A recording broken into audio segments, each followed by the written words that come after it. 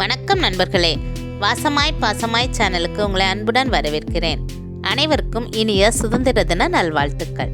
சுதந்திர தினத்தை முன்னிட்டு தேசிய கொடி வண்ணத்தில் அழகாக இட்லியும் தோசையும் பண்ணி கொடி எப்படி செய்யலான்னு இன்றைக்கி பார்க்க போகிறோம்.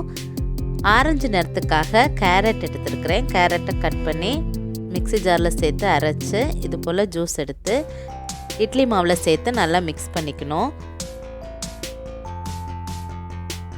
கொஞ்சமாக கேரட் துருவலும் இதில் சேர்த்திங்கன்னா இன்னும் கலர்ஃபுல்லாக இருக்கும். வீட்டில் நீங்கள் செய்யும்போது உண்மையிலேயே நல்ல நிறம் கிடைக்கும். எனக்கு கேமராவில் கலர் தெரியலன்றதுனால கொஞ்சமாக கேசரி கலர் நான் ஆட் பண்ணியிருக்கிறேன்.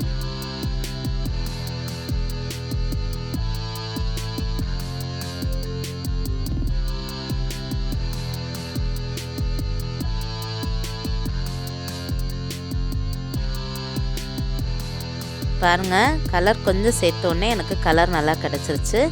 நீங்கள் ஃபுட் கலர் சேர்க்க வேணாம். பச்சை நிறத்துக்காக புதினா எடுத்துருக்கிறேன்.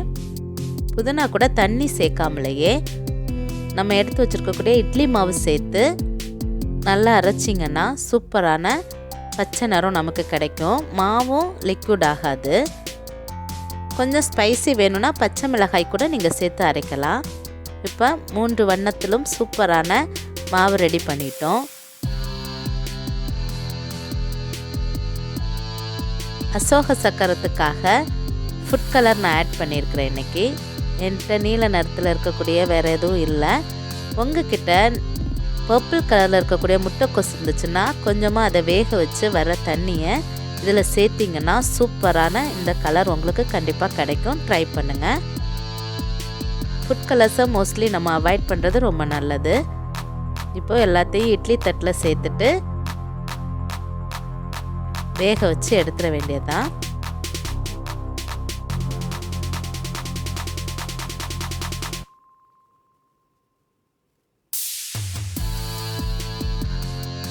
இப்போது தோசை பேட்டரில் ஒரு பெரிய தோசையாக எடுத்துக்கணும். ரொம்ப வேக விடாதீங்க. இது கொஞ்சமாக எனக்கு முறுவலாக வந்ததுனால என்னால் ரோல் பண்ண முடியல. நான் அப்புறமா ஒரு தோசை செஞ்சு ரோல் பண்ணியிருக்கிறேன். கொஞ்சம் திக்காக இந்த அளவுக்கு வேக விடக்கூடாது. பச்சை நிறம், ஆரஞ்சு நிறம், வெள்ளை நிறம் அப்படின்ட்டு மீதி இருக்கக்கூடிய மாவில் கொஞ்சமாக தண்ணி ஆட் பண்ணி தோசை பேட்டர் மாதிரி எடுத்துட்டு தோசை குட்டி குட்டியாக சுட்டு எடுத்துக்குங்க. ஒயிட் தோசை செய்யும்போது சென்டரில் நீல நிறத்துக்காக கொஞ்சமாக ப்ளூ கலர் மாவும் நம்ம சேர்த்து வச்சோம்னா சூப்பரான சக்கரமும் நமக்கு ரெடி ஆகிருக்கும். இண்டிபெண்டன்ஸ் டே, ரிப்பப்ளிக் டே இதுக்கெலாம் நம்ம வீட்டில் குழந்தைங்களுக்கு இது போல் செஞ்சு கொடுக்கலாம். அவங்களும் ஹாப்பியாக இருப்பாங்க. இன்னும் அதை பற்றி நம்மக்கிட்ட கேட்பாங்க. சுதந்திர தினம்னா என்ன, குடியரசு தினம்னா என்ன அப்படின்ட்டு. அப்போ அதை பற்றி நம்மவும் பிள்ளைங்களோட பேசலாம். இன்னும் நிறைய நம்மவும் நமக்கு தெரிஞ்சதெல்லாம் சொல்லி கொடுக்கலாம். கண்டிப்பாக நீங்கள் வீட்டில் ட்ரை பண்ணுங்கள். இப்போது இந்த தோசையை ஒரு சர்க்கிள் ஷேப் ஏதாவது உங்கள்கிட்ட இருந்துச்சுன்னா எடுத்து எல்லாம் ஒரே சைஸில் வர்றது போல் கட் பண்ணிக்கணும்.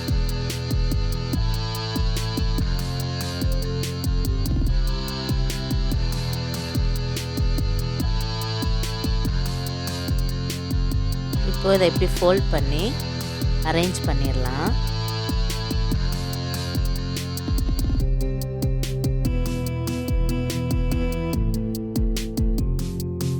ப்ளூ கலரை இது போல் அரேஞ்ச் பண்ணுங்கள். அப்போ தான் பார்க்க அழகாக இருக்கும்.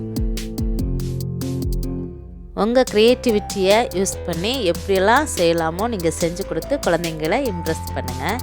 இப்போ எடுத்து வச்சுருக்கக்கூடிய தோசை இது நான் திரும்ப செஞ்ச தோசை தான்.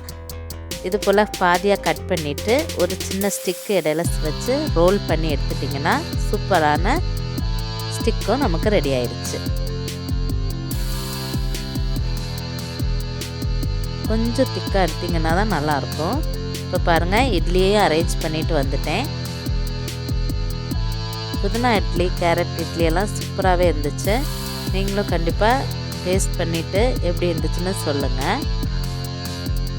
கொஞ்சமாக ஃப்ளவர்ஸ் மாதிரி கேரட், பீட்ரூட் எல்லாம் கட் பண்ணி சேர்த்துருக்கிறேன்.